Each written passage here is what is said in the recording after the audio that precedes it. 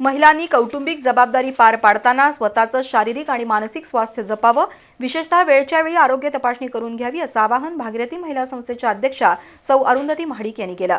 नंदादीप नेत्रालयाच्या वतीने आयोजित सत्कार कार्यक्रमात त्या बोलत होत्या। 8 मार्च या जागतिक महिला दिनाच्या निमित्तानं कोल्हापुरातील नंदादीप नेत्रालयाच्या वतीनं वुमन्स मंथ साजरा केला जातोय। 1 ते 31 मार्च या कालावधीत नंदादीप नेत्रालयाच्या वतीनं महिलांसाठी विविध कार्यक्रम आणि मोफत नेत्र तपासणी सुरू केली आहे।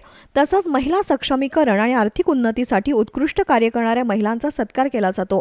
भागीरथी संस्थेच्या माध्यमातून सुरू असलेल्या महिला सक्षमीकरणाच्या कार्याची दखल घेत आज कोल्हापुरातील नंदादीप नेत्रालयाच्या वतीनं सौभाग्यवती अरुंधती महाडिक यांचा विशेष सत्कार डॉक्टर रुचा पाटील यांच्या हस्ते करण्यात आला।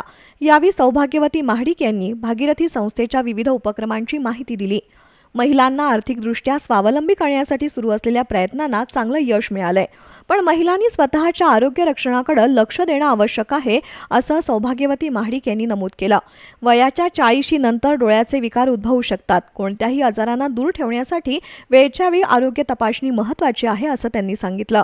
यावेळी हॉस्पिटलच्या वतीनं राबवण्यात येणाऱ्या विविध योजनांची माहिती देण्यात आली।